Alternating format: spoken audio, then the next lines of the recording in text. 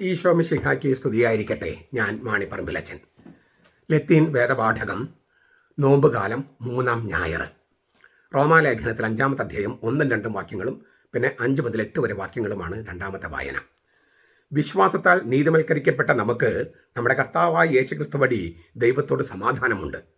നാം നിൽക്കുന്ന ഈ കൃപയിലേക്ക് അവൻ മൂലം വിശ്വാസത്താൽ നമുക്ക് പ്രവേശനം ലഭിച്ചിരിക്കുന്നു. ദൈവ തേജസ്സിൻ്റെ പ്രത്യാശയിൽ നാം അഭിമാനിക്കുന്നു. പ്രത്യാശയ്ക്കോ ഭംഗം വരുന്നില്ല. ദൈവത്തിൻ്റെ സ്നേഹം നമുക്ക് നൽകപ്പെട്ട പരിശുദ്ധാത്മാവിനാൽ നമ്മുടെ ഹൃദയങ്ങളിൽ ചൊരിയപ്പെട്ടിരിക്കുന്നു. നാം ബലഹീനരായിരിക്കുമ്പോൾ തന്നെ ക്രിസ്തു തക്ക സമയത്ത് അഭക്തർക്ക് വേണ്ടി മരിച്ചു. നീതിമാന് വേണ്ടി പോലും ആരെങ്കിലും മരിക്കുന്നത് ദുർലഭമാണ്. ഒരുപക്ഷെ ഗുണവാന് വേണ്ടി മരിക്കാൻ തുനിഞ്ഞെന്ന് വരാം. എന്നാൽ നാം പാപികളായിരിക്കുമ്പോൾ തന്നെ ക്രിസ്തു നമുക്ക് വേണ്ടി മരിക്കയാൽ ദൈവം തനിക്ക് നമ്മോടുള്ള സ്നേഹം പ്രകടമാക്കിയിരിക്കുന്നു. ഇത്രയുമാണ് നമുക്ക് ഇന്നത്തെ തിരുവചനം. ഇതിൽ ചില കാര്യങ്ങളൊക്കെ മനസ്സിലാക്കാൻ എൻ്റെ മുമ്പത്തെ വീഡിയോസ് കാണണം. കഴിഞ്ഞ ദിവസങ്ങളിൽ ഞാൻ ഈ സ്വർഗത്തെ കോടതിയോട് സങ്കല്പിച്ചിരിക്കുന്ന ഒരു ഭാഷയിൽ എങ്ങനെയാണ് നമുക്ക് നീതിവൽക്കരണം സംഭവിക്കുന്നതൊക്കെ ഞാൻ പറഞ്ഞിരുന്നു. കർത്താവാണ്, ഈശോ മിശിഹായാണ് ഒന്നാമത്തെ വക്കീൽ, രണ്ടാമത്തെ വക്കീൽ പരിശുദ്ധ റൂഹയാണ്. ഞാൻ ഇയ്യോബിൻ്റെ പുസ്തകത്തിൻ്റെ അടിസ്ഥാനത്തിൽ എങ്ങനെയാണ് ഈ നീതിവൽക്കരണം സ്വർഗത്തിൻ്റെ കോടതിയിൽ എങ്ങനെയാണ് നമ്മൾ നീതിമാന്മാരെ പ്രഖ്യാപിക്കപ്പെടുന്നത് എങ്ങനെയാണ് എന്നൊക്കെ ഞാൻ പറഞ്ഞിരുന്നു. അത് കേട്ടിട്ടുള്ളവർക്ക് ഇന്ന് ഞാൻ പറഞ്ഞത് കുറച്ചുകൂടി മനസ്സിലാകും. ഈ 4-ാമത്തെ അധ്യായം വരെ, റോമാലേഖനം 4-ാമത്തെ അധ്യായം വരെ പൗലോസ് ചർച്ച ചെയ്തത് നീതിവൽക്കരണത്തെക്കുറിച്ചാണ്. നമുക്ക് എങ്ങനെ ദൈവത്തിന് മുമ്പിൽ നീതിമാന്മാരായിരിക്കാൻ പറ്റും, നമുക്കെങ്ങനെ നീതിവൽക്കരണം കിട്ടും. ഇവിടെ പറയുന്നത് 5-ാമത്തെ അധ്യായം 1 മുതൽ 11 വരെ വാക്യങ്ങൾ പറയുന്നത് നീതിവൽക്കരിക്കപ്പെട്ടവർ രക്ഷ പ്രാപിക്കുന്ന അങ്ങനെ. നമ്മളെ നീതിമാന്മാരെ പ്രഖ്യാപിച്ചതുകൊണ്ട് മാത്രം രക്ഷയാവില്ല. നീതിമാന്മാരെ പ്രഖ്യാപിച്ചാലും രക്ഷ പ്രാപിക്കുന്ന അടുത്തൊരു ഘട്ടമാണ്, അടുത്തൊരു പ്രോസസ്സാണ്. അപ്പോൾ ഈ ക്രിസ്തുയേശുവിലുള്ള വിശ്വാസമാണ് മനുഷ്യരെ നീതിവൽക്കരിക്കുന്നതെന്ന് 4-ാമത്തെ അധ്യായത്തിൽ പറഞ്ഞു കഴിഞ്ഞു. നീതിവൽക്കരിക്കപ്പെടുന്നവർ രക്ഷ ആസ്വദിക്കുന്നത് എങ്ങനെയെന്ന് ഈ അധ്യായത്തിൽ പറയാം. നീതിവൽക്കരിക്കപ്പെട്ട് ദൈവത്തോട് രമ്യതയിലാകുന്നവർ തീർച്ചയായിട്ടും രക്ഷിക്കപ്പെടും. കാരണം അവർ ക്രിസ്തുവിൻ്റെ ഉത്തമ ജീവനിൽ ഇപ്പോഴേ പ്രത്യാശയിൽ പങ്കാളികളാകുന്നു. അപ്പോൾ ക്രിസ്തു നമ്മൾ നീതിമാന്മാരായി പ്രഖ്യാപിച്ചാലും രക്ഷ പ്രാപിക്കുന്നത് നാം ക്രിസ്തുവിൽ ആയിരിക്കുമ്പോഴാണ്. അവൻ്റെ ഉത്ഥാന ജീവിതത്തിൽ പ്രത്യാശയിൽ നമ്മൾ ആയിരിക്കുമ്പോഴാണ്. അപ്പോൾ ക്രിസ്തു നമ്മൾ നീതിവൽക്കരിച്ചു, നമ്മൾ നീതിമാന്മാരെ പ്രഖ്യാപിച്ചത് കൊണ്ട് മാത്രം രക്ഷ പ്രാപിക്കുന്നില്ല. രക്ഷ പ്രാപിക്കാൻ നാം ക്രിസ്തുവിൽ ആയിരിക്കണം, അവൻ്റെ ഉത്തമ ജീവനിലായിരിക്കണം. ഈ നീതിവൽക്കരണത്തെക്കുറിച്ച് 4-ാമത്തെ അധ്യായത്തിൽ പറഞ്ഞപ്പോൾ നമ്മൾ ദൈവത്തിന് മുമ്പിൽ എങ്ങനെ നീതിവൽക്കരിക്കപ്പെടുന്നു എന്ന് പറഞ്ഞല്ലോ. ആ പ്രമേയം ഉപസംഹരിക്കുന്ന വാചകമാണ് ആദ്യത്തേത്. അതായത് സ്നേഹം എന്ന ഒരു പ്രമേയത്തിലേക്ക് കടക്കുന്നതിന് മുമ്പ് വിശ്വാസത്താൽ നീതിവൽക്കരിക്കപ്പെട്ടു എന്ന് പറഞ്ഞ് അവസാനിപ്പിക്കുകയാണ്. വിശ്വാസത്താൽ നമ്മൾ നീതിവൽക്കരിക്കപ്പെട്ടു. സ്നേഹത്താൽ അത് പുതിയ പ്രമേയം അവതരിപ്പിക്കുക 5-ാമത്തെ അധ്യായത്തിൽ. സ്നേഹത്താൽ നാം യേശുവിൻ്റെ ഉത്തിത ജീവിതത്തിലായിരിക്കുന്നു. അങ്ങനെ ഉത്തിത ജീവിതത്തിലായിരിക്കുന്നത് പ്രത്യാശയാണ്. ഇപ്പോൾ വിശ്വാസമാണ് പ്രത്യാശ. വിശ്വാസമില്ലെങ്കിൽ പ്രത്യാശയും ഇല്ല. 5-ാമത്തെ അധ്യായം 5-ാമത്തെ വാക്യം 8-ാമത്തെ വാക്യം 8:28, 8:35, 8:37, 8:39 ഒക്കെ പറയുന്നത് ഈ ക്രിസ്തുവിലായിരിക്കുന്ന ആ സ്നേഹത്തെക്കുറിച്ചാണ്. അഗാപ്പ എന്ന സ്നേഹം വഴി എങ്ങനെ ക്രിസ്തുവിലായിരിക്കുന്നു എന്നതാണ്. ഇതിപ്പോൾ നമ്മൾ 3 കാര്യങ്ങൾ 3 വാക്കുകൾ കേട്ട് കഴിഞ്ഞു. ഏതൊക്കെയാ? വിശ്വാസത്തിൽ നീതിവൽക്കരിക്കപ്പെടുന്നു. 2, വിശ്വാസമാണ് പ്രത്യാശ. 3, ഈ സ്നേഹത്താൽ ഉത്തിതനായി ക്രിസ്തുവിലായിരിക്കുമ്പോഴേ നമ്മൾ രക്ഷ പ്രാപിക്കുന്നുള്ളൂ. നീതിവൽക്കരിക്കപ്പെട്ടവർ തന്നെ സ്നേഹത്താൽ ഉത്തിതനായി ക്രിസ്തുവിലായിരുന്നാലേ രക്ഷ പ്രാപിക്കുന്നുള്ളൂ. അപ്പോൾ നമ്മൾ 3 വാക്കുകൾ കേൾക്കുകയാണ്: വിശ്വാസം, പ്രത്യാശ, സ്നേഹം. നമ്മൾ ജപമാല ചൊല്ലുമ്പോൾ ഈ 3 ദൈവിക പുണ്യങ്ങൾ, ആ 3 ദൈവിക പുണ്യങ്ങൾക്ക് വേണ്ടിയാണ് നമ്മൾ 3 മണികളിൽ ചൊല്ലി നമ്മൾ പ്രാർത്ഥിക്കുന്നത്. അപ്പോൾ ഇത് വളരെ പ്രധാനപ്പെട്ട സംഗതിയാണ്. പ്രത്യാശ, വിശ്വാസം, പ്രത്യാശ, സ്നേഹം. നീതിവൽക്കരിക്കപ്പെടുന്നവരിലേക്ക് ദൈവിക പുണ്യങ്ങളായ വിശ്വാസം, പ്രത്യാശ, സ്നേഹം എന്നിവ ചൊരിയപ്പെടുന്നു. സ്വാഭാവികമായിട്ട് നമ്മളെ മനസ്സിലേക്ക് ഒരു ചോദ്യം വരില്ലേ? അയ്യേ, ഇതാണോ ദൈവം നമ്മിലേക്ക് ചൊരിയുന്നത്? എന്തുകൊണ്ട് ലോകസമാധാനം കർത്താവ് കൊണ്ടുവന്നില്ല? എന്തുമാത്രം യുദ്ധങ്ങളാണ് നടക്കണം, ഇപ്പോഴും യുദ്ധം നടക്കണം. അപ്പോൾ എന്തുകൊണ്ട് ഒരു ലോകസമാധാനം ദൈവം യേശു ഭൂമിയിലേക്ക് കൊണ്ടുവന്നില്ല? സാർവത്രികമായ ഐശ്വര്യമോ സമ്പൽ സമൃദ്ധിയോ എന്തുകൊണ്ട് കൊണ്ടുവന്നില്ല? കുറച്ചുകൂടി മെച്ചപ്പെട്ടൊരു ലോകം എന്തുകൊണ്ട് കൊണ്ടുവന്നില്ല? യേശു എന്താണ് ഈ ഭൂമിയിലേക്ക് കൊണ്ടുവന്നത്? യേശു എന്താണ് ഈ ഭൂമിയിൽ കൊണ്ടുവന്നത്? വളരെ പ്രസക്തമായ ചോദ്യമാണ്. നമ്മൾ സകല സ്ഥലത്തും കാണാണ് യുദ്ധവും, പലതരത്തിലുള്ള യുദ്ധങ്ങൾ, തർക്കങ്ങൾ, പോരാട്ടങ്ങൾ. അപ്പോൾ യേശു എന്താണ് കൊണ്ടുവന്നത്? സത്യം പറഞ്ഞാൽ വളരെ ലളിതമാണ് ഉത്തരം. യേശു കൊണ്ടുവന്നത് ദൈവത്തെയാണ്. സത്യദൈവത്തെ, ഏക സത്യദൈവത്തെയാണ് യേശു ഈ ഭൂമിയിൽ കൊണ്ടുവന്നത്.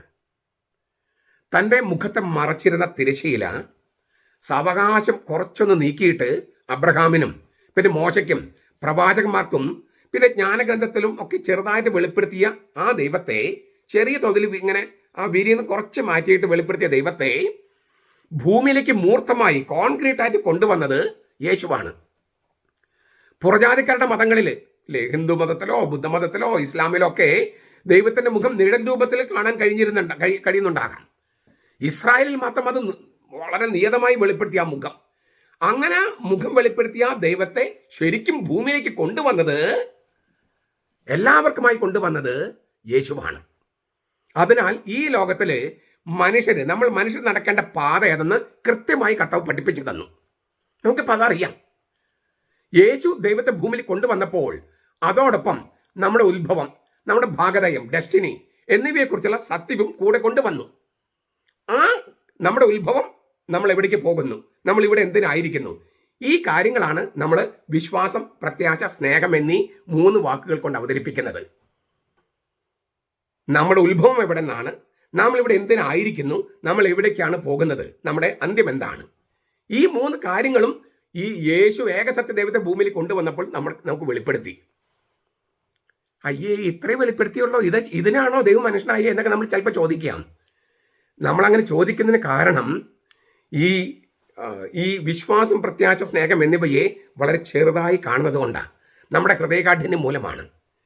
ദൈവത്തിൻ്റെ ശക്തി ഈ ലോകത്തിൽ പ്രവർത്തിക്കുന്നത് വളരെ ശാന്തമായിട്ടാണ്. കർത്താവ് ദൈവരാജ്യത്തെക്കുറിച്ച് എന്താ പറഞ്ഞത്? കടുകുമണി പോലെയാണ്. കടുകുമണി വളരെ ചെറുതാണത്. പെട്ടെന്ന് നമുക്കതിനെ ഇഗ്നോർ ചെയ്യാം, ഇല്ലേ, അവഗണിക്കാം, തഴയാം.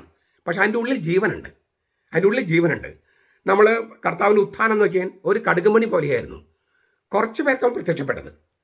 കുറച്ച് പേർക്ക് പീലാത്തോസിന് പ്രത്യക്ഷപ്പെട്ടോ, ഹെറോദോസിന് പ്രത്യക്ഷപ്പെട്ടോ, മഹാപുരോഹിതന്മാർക്ക് പ്രത്യക്ഷപ്പെട്ടോ.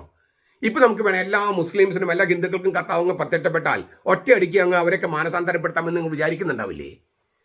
അങ്ങനെയല്ല ദൈവത്തിൻ്റെ ശക്തി ഈ ലോകത്തിൽ പ്രവർത്തിക്കുന്നത്. അതുകൊണ്ട് അവൻ പറഞ്ഞത് ദൈവരാജ്യം കടുകുമണി പോലെയാണ്, ചെറുതാണ്, പക്ഷേ അതിൻ്റെ ഉള്ളിൽ ജീവനുണ്ട്. അതുകൊണ്ട് അതിൻ്റെ സാഹചര്യം വരുമ്പോൾ അത് പൊട്ടി മുളയ്ക്കും. വചനത്തിന് ജീവൻ വയ്ക്കും. വചനം പൊട്ടി മുളയ്ക്കും. വീണ്ടും ഇല്ലേ, കർത്താവിൻ്റെ ഉദ്ദേശ ലക്ഷ്യങ്ങൾ പ്രാണവേദനയിൽ കടന്നു പോകുന്നു. എല്ലാവരും കൂടി കർത്താവിൻ്റെ സ്നേഹത്തെ ചവിട്ടിമെതിക്കുന്നു, കർത്താവിൻ്റെ സഭ ചവിട്ടിമെതിക്കുന്നു എന്നൊക്കെ തോന്നും. പക്ഷേ വീണ്ടും ദൈവത്തിൻ്റെ ലക്ഷ്യങ്ങൾ തന്നെയാണ് ഉയർത്തെഴുന്നേറ്റ് വരുന്നത്. ഈ ലോകത്തെ കീഴടക്കുന്നതും ദൈവത്തിൻ്റെ ലക്ഷ്യങ്ങളാണ്. ഈ ലോകത്തെ കീഴടക്കാൻ വന്ന എന്തുമാത്രം ആളുകൾ അവരൊക്കെ ഇല്ലാണ്ടായിപ്പോയി. അവരൊന്നും വിജയിച്ചില്ല. അപ്പോൾ ഈ നീതിവൽക്കരിക്കപ്പെടുന്നവരിലേക്ക് ദൈവത്തിൻ്റെ സ്നേഹം ചൊരിയപ്പെടുന്നത് ഈ 3 കാര്യങ്ങളിലൂടെയാണ്: വിശ്വാസം, പ്രത്യാശ, സ്നേഹം.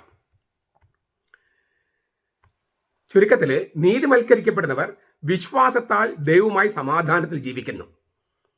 മാത്രമല്ല അവന്റെ കൃപയിലേക്ക് പ്രവേശനം ലഭിക്കുന്നു. അങ്ങനെ നീതിവൽക്കരിക്കപ്പെടുന്നവർ വിശ്വാസത്തിൽ ജീവിക്കുമ്പോൾ തങ്ങളെ കാത്തിരിക്കുന്ന ദൈവിക തേജസ്സിനായി അവർ പ്രത്യാശയിൽ ദാഹിക്കുന്നു. കാത്തിരിക്കുന്ന ആ തേജസ്, പരിശുദ്ധാത്മാവിന്റെ ഉപവി അഥവാ സ്നേഹം തങ്ങളിൽ വസിക്കുന്നുവെന്ന് സ്നേഹത്തിലൂടെ അവർ പ്രകടിപ്പിക്കുന്നു. കത്തോലിക്ക സഭയുടെ മതബോധനം 18:13.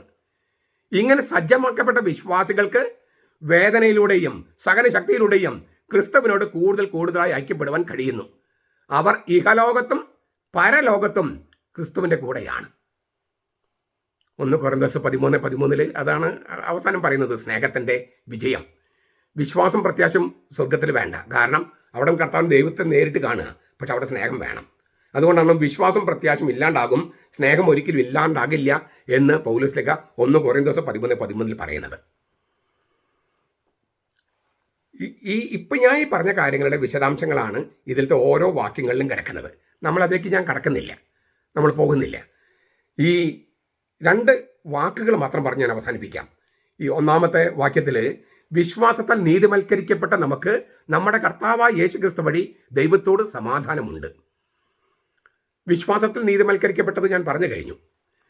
ഈ 1-ാമത്തെ അധ്യായം, റോമാലേഖനം 1-ാമത്തെ അധ്യായം 18 മുതൽ 4-ാമത്തേത് 25 വരെ അതാണ് ചർച്ച ചെയ്തത്.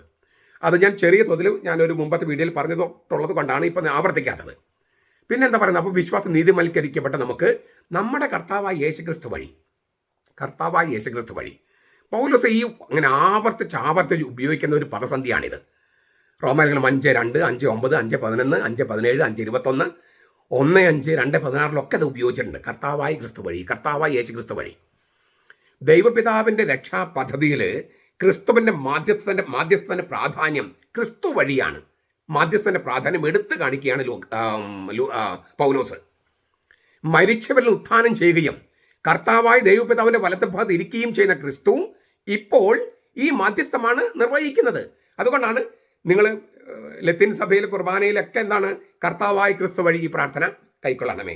കർത്താവായ യേശുക്രിസ്തു വഴി, നമ്മുടെ കർത്താവായ ക്രിസ്തു വഴി. ഈ പ്രയോഗത്തോടെയാണ് ലിറ്റർജിയിൽ പ്രാർത്ഥനകൾ മിക്കവാറും എല്ലാ പ്രാർത്ഥനയും സമാപിക്കുന്നത്. അത് പൗലോസിൻ്റെ ഈ പ്രയോഗത്തിൽ എടുത്തതാണ്, കർത്താവായ യേശുക്രിസ്തു വഴി. അപ്പോൾ ദൈവപിതാവിൻ്റെ വലത് ഭാഗത്തിരിക്കുന്ന കർത്താവായ യേശുക്രിസ്തു വഴിയാണ് നമ്മൾ ലിറ്റർജി ദൈവപിതാവിന് സമർപ്പിക്കുന്നത്, പ്രാർത്ഥനകൾ സമർപ്പിക്കുന്നത്. കർത്താവാണ് മധ്യസ്ഥൻ, ഏക മധ്യസ്ഥൻ. അങ്ങനെ ചെയ്യുമ്പോൾ കർത്താവായ യേശുക്രിസ്തു വഴി ദൈവപിതാവിനോട് നമുക്ക് സമാധാനമുണ്ട്. നീതിവൽക്കരണത്തിൻ്റെ ആദ്യ ഫലം എന്ന് പറയുന്നത് സമാധാനമാണ്. സമാധാനം എന്ന് പറഞ്ഞാൽ ദൈവത്തോടുള്ള സമാധാനം. പാപത്തിൻ്റെ ഫലമായിട്ട് നമ്മൾ ദൈവമായിട്ട് പിണങ്ങുകയാണ്, ദൈവമായി അകലെയാണ് പാപം. നീതിവൽക്കരണത്തിലൂടെ രമ്യതപ്പെട്ട് അനുരഞ്ജനം സാധ്യമാകുന്നതിനാൽ പിണക്കം മാറി ഇണക്കം വരുന്നു. നമുക്ക് ദൈവമായി സമാധാനത്തിലായിരിക്കാം എന്ന് ചിലപ്പോൾ മൊഴിമാറ്റം ചെയ്യാറുണ്ട്. അതിനേക്കാളും വലിയൊരു ആഹ്വാനമാണ് പൗലോസ് പറയുന്നത്. നീതിവൽക്കരണത്തിൻ്റെ അനന്തര ഫലമാണ് സമാധാനം. നമുക്ക് സമാധാനം ഉണ്ട്. കർത്താവ് നമ്മൾ നീതിവൽക്കരിച്ചതിനാൽ നമുക്ക് സമാധാനമുണ്ട്. അതുകൊണ്ട് ദൈവമായി സമാധാനത്തിലായിരിക്കാം എന്നൊരു ആഹ്വാനമല്ല, അത് ഒരു പ്രഖ്യാപനമാണ്. നമുക്ക് സമാധാനമുണ്ട്, കാരണം അവൻ നമ്മളെ നീതിവൽക്കരിച്ചിരിക്കുന്നു. ഈ സമാധാനം എന്ന് പറയുന്നത് ദൈവമായിട്ടുള്ള ഇണക്കമാണ്. പിണക്കം മാറി ഇണക്കം. ആ ഇണക്കമാണ് നമ്മൾ ഈ നോമ്പ് കാലത്ത് നമ്മുടെ ഏറ്റവും പ്രധാനപ്പെട്ട ലക്ഷ്യമായിരിക്കേണ്ടത്. ദൈവമായിട്ട് ഇണങ്ങി ജീവിക്കുക. ഞാൻ ഒന്നുകൂടി പറഞ്ഞു നിർത്തുകയാണ്. ഇപ്പോൾ ഈ സമാധാനമൊക്കെ പറയുമ്പോൾ ചുറ്റും എല്ലാവിടെയും നമുക്ക് ആകുലതകളാണ്, ഉത്കണ്ഠകളാണ്. കാരണം യുദ്ധമാണ്. പ്രത്യേകിച്ചും നമ്മളിൽ നിന്ന് കുറേ പേര് താമസിക്കുന്ന ഗൾഫ് രാജ്യങ്ങളിലൊക്കെ പേടിച്ചാണ്. അപ്പോൾ നമുക്ക് എന്ത് സമാധാനം ഉണ്ടെന്നാ പറയുക? കർത്താവ് ഈശോ മിശിഹാ എവിടെയാണ്? ഇപ്പോൾ ഈ സുവിശേഷം പറഞ്ഞാൽ ആരെങ്കിലും വിശ്വസിക്കുമോ എന്നൊക്കെ തോന്നും. അപ്പോൾ യുദ്ധമാണ് ജയിച്ചു നിൽക്കുന്നത്, ഈ യുദ്ധം ചെയ്യുന്നവരാണ് ജയിച്ചു നിൽക്കുന്നത്, ദൈവത്തിന് ഇവിടെ റോളില്ല, ദൈവം തോറ്റ് തുന്നമ്പാടി നിൽക്കുകയാണ് എന്നൊക്കെ ചിലപ്പോൾ തോന്നാം. പക്ഷെ വാസ്തവത്തിൽ ദൈവം തന്നെയാണ് ജയിക്കുന്നത്. അത് തിരിച്ചറിയണമെങ്കിൽ നമ്മൾ ദൈവമൊട്ടൊന്ന് ഇണങ്ങണം. ഈ ദൈവമൊട്ട് വളരെ അകലെ നിന്ന് കഴിഞ്ഞാൽ ദൈവത്തിന് ശത്രുവായിട്ട് കാണാൻ പറ്റും. നമ്മൾ ദൈവത്തോട് ഇണങ്ങിയാണ് ജീവിക്കുന്നെങ്കിൽ അവൻ്റെ പരിപാലന, അവൻ എങ്ങനെയാണ് ലോകത്തെ കൊണ്ടുപോകുന്നത് നമുക്ക് കാണാൻ പറ്റും. അങ്ങനെ കാണാൻ പറ്റുന്നവർക്കുള്ള 3 ഗുണങ്ങളാണ് വിശ്വാസം, പ്രത്യാശ, സ്നേഹം. ദൈവമായിട്ട് ഇണങ്ങി ജീവിക്കുന്നവർക്ക്, സ്നേഹത്തിലായിരിക്കുന്നവർക്ക്, പ്രണയത്തിലായിരിക്കുന്നവർക്ക് ഉള്ള പ്രണയത്തിൻ്റെ 3 വശങ്ങളാണ് വിശ്വാസം, പ്രത്യാശ, സ്നേഹം. ദൈവമായിട്ട് ഇണക്കത്തിലായിരിക്കാൻ, പ്രണയത്തിലായിരിക്കാൻ, സ്നേഹത്തിലായിരിക്കാൻ ഈ നോമ്പ് കാലം നമുക്ക് സാധിക്കട്ടെ. ഈ പാപത്തെ പിന്തിരിക്കുക എന്നൊരു പോയിന്റ് ഉണ്ട്. പക്ഷേ അതിൻ്റെ ഒരു നിഷേധാത്മക രീതിയാണ്. പ്രസാദാത്മക രീതി എന്ന് പറഞ്ഞാൽ ദൈവമായിട്ട് ഇണക്കത്തിൽ ജീവിക്കുക. പാപം ചെയ്യുമ്പോൾ പിണക്കത്തിലാണ്. ആ പിണക്കം മാറി ഇണക്കത്തിൽ ജീവിക്കുമ്പോൾ ഈ ലോകത്തിലെ സകല സംഗതികൾക്കും ദൈവം കാണുന്ന ലക്ഷ്യം കാണാൻ നമുക്ക് പറ്റും.